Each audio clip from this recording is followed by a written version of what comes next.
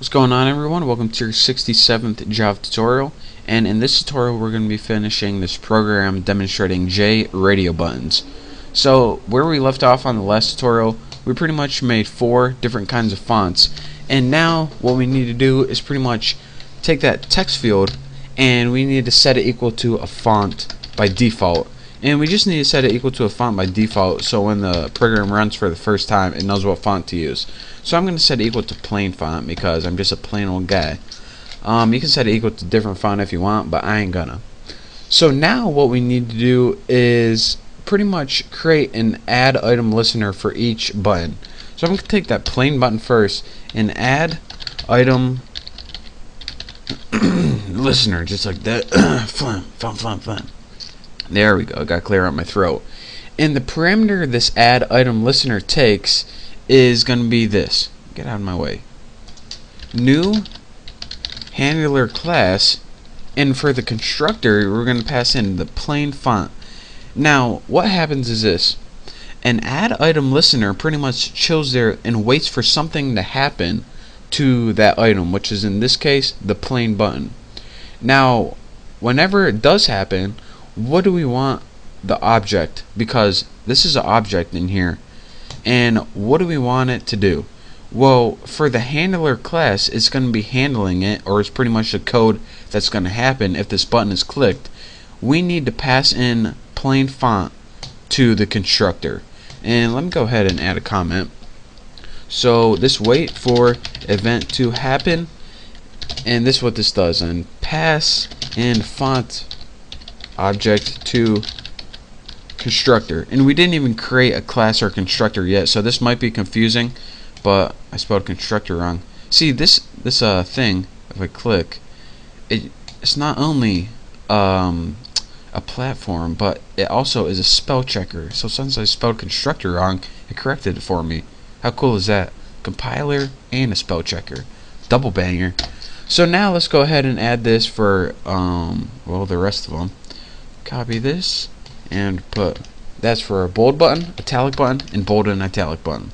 So bold button, let's see, italic button is IB, and bold and italic button, and of course we need to change these to bold font, and italic font was ITF, and the bold and italic font was that. So now we pretty much got our constructor of our main class built. Now we can go ahead, and we're getting this error message because handler class is not a class yet. So let's change that right now. Let's go ahead and make a handler class, and we're going to put this inside the other class. So let's go ahead and make private class handler class right there. No, my sound didn't mess up. I actually just said that. Implements item listener, and you guys know what implements means from the last tutorials. So inside my handler class, the first thing I'm going to want to do is create a variable, since you know, we're just going to need one. It's going to be a font variable, and I set it equal to the name of font because, I mean, makes sense, right? The next thing I'm going to want to do is create that constructor that we used up here. Now as you can see, that constructor takes a font object as its argument, so we got to make sure we have a font object as its argument when we create it. So let's go ahead and name public handler class, and let's go ahead and put like font and just name it F or something. So now plus sign WTF. So now in our constructor for this, and let me make sure, yep, looks right to me. Let's go ahead and just add font and set it equal to F. And now let's see what error I'm getting. Oh, I must inherit the abstract method item listener item state changed. So since we use item listener, it has a method in it called item state changed that we need to use. So let me add a comment to here, and what this does is the font object gets variable font. This is pretty much just changing the object we pass in to the variable font.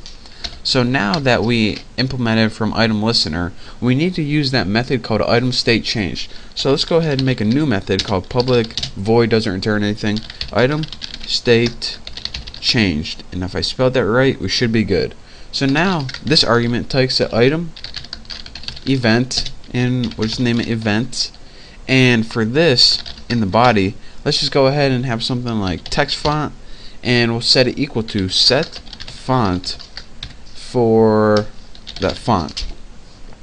So now if I do this, my errors should go away, but they're not, so I'm going to pause it and figure out what's wrong.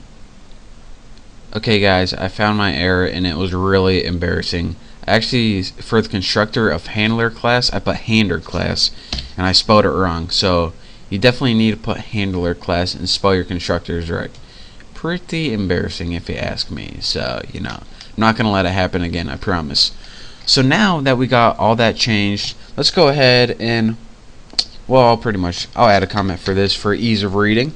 We'll put sets the font to the font object that was passed in. Looks good. So, well, let me go ahead and run this, then I'll talk you guys through it. So I'm just going to use my same object from last tutorial. If you didn't watch my last tutorial, then pause the video right now and copy that. And I'm just going to go ahead and run this, and hopefully it works. So now we got Bucky is awesome as hot. Thank you. And it's plain by default, like we said before. And now you can see these radio buttons, since they're part of a group, then whenever we click one, then the rest uncheck. And that is because they are part of a group and they're able to see each other or know what each other is doing. And that's some built-in methods that allow you to do that. So that's pretty cool right there. So let me talk you guys one last time through how we did this. Well, let's see. Let's just get to the hard stuff. We made variables. We added all the stuff to the screen right here. Bam. Here's the confusing stuff. Aside from adding all the stuff to the screen, here's what we did. We pretty much need to add item listener to each button so that something can sit on those buttons and wait for it to be clicked or unclicked. Now, add item listener, this built-in method, it takes this handler class object as a parameter. So what this is pretty much saying, alright, we're going to be waiting for something to happen, and as soon as it clicks, then I'm going to call this class right here, and that's the code that's going to happen when this event happens.